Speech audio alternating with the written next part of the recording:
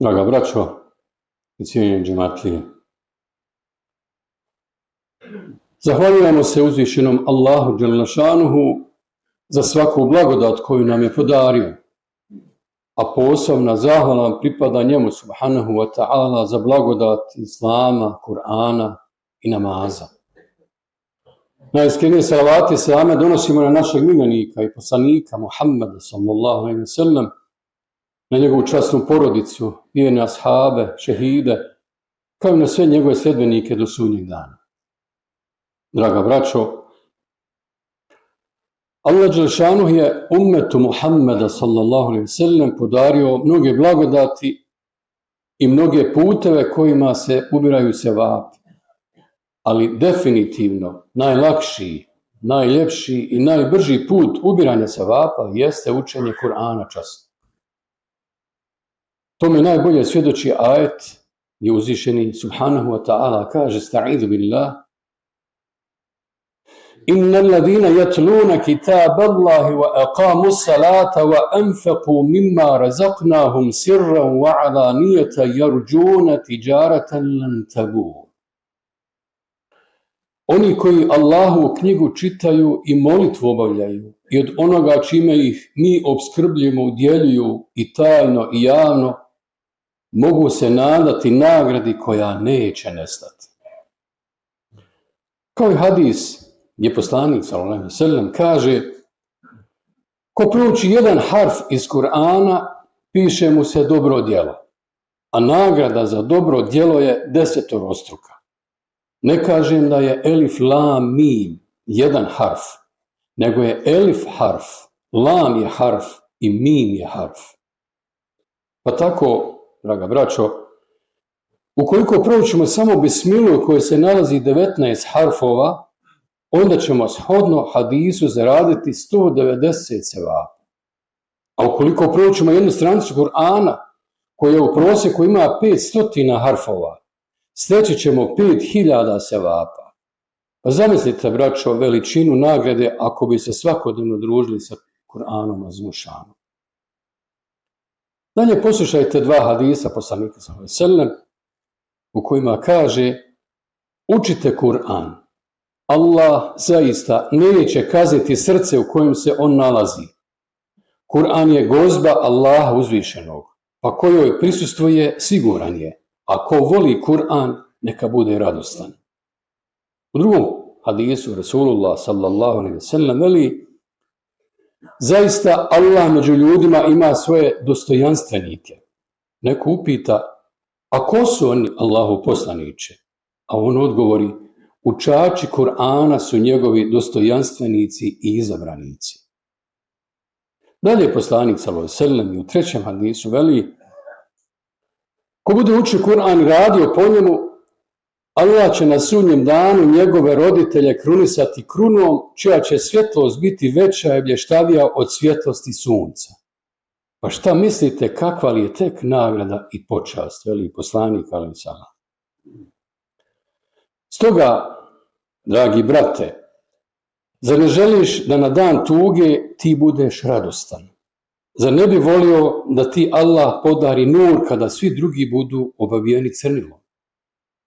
Ako te to raduje i veseli, onda poduči svoje dijete Kur'anu. Ukoliko nisi u mogućnosti da to sam učiniš, onda ga dovedi da pred svojim imamom nauči Allahovu knjigu učiti. Jer prenosi se od Ebu Zerra radijallahu anhu da je rekao: Allahu poslaniče, oporuči mi nešto. A poslanik mu veli: oporučujem ti bogobojaznost, jer je ona najbitnija stvar. Allahu poslaniče doda još, reče on, a poslanik mu odgovori: uči Kur'an, jer on je tvoja svjetlost na zemlji i tvoja opskrba na nebesima.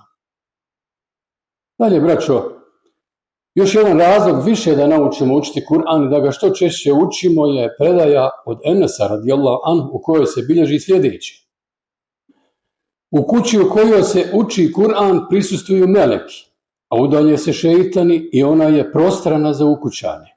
U njoj se povećava dobro, a umanjuje zlo. Kuća u kojoj se ne uči Kur'an, stjecište je šeitana, meleki iz nje bježe, ukućani u njoj tegobe osjećaju, u njoj se blagodati umanjuju i zlo se povećava.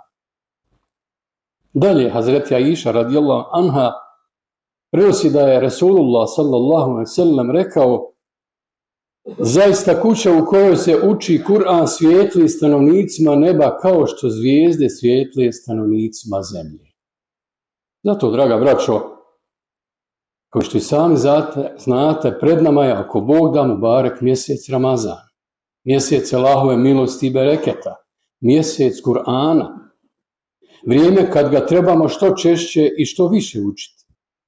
A ako ga već ne znamo učiti na arapskom pismu, onda se trebamo preispitati jer isto sadrži svega 28 slova ili harfova. Ovo je, braćo moja, po ko zna koji put kako govorim ovakve ili slične rečenice. Zato, kada bi neko počeo učiti to mubarek pismo, recimo od 7. godine života i svake godine učio samo po jedan harf, u 35. godini bi čitao Kur'an. Postoji li, braćo, normalan musliman na ovom svijetu koji ne može naučiti jedan harf za 1 godinu dana? Naravno da ne postoji. Jer Kinezi nauči, ili Kinez jedan nauči nekoliko hiljada znakova da bi bio pismen. A ti, brate, žališ trud kako bi naučio 28 glasova i bio imanski pismen. Isto tako zapamtimo, braćo, makoliko prijevodnog Kur'ana pokušavali nadomjestiti nečitanje izdvojene božanske objave, treba da budemo svjesni činjenice da ni jedan prijevod Kur'ana ne može zamijeniti originalni Kur'an. I završit ćemo riječima našeg poslanika sallallahu alejhi ve sellem koji kaže: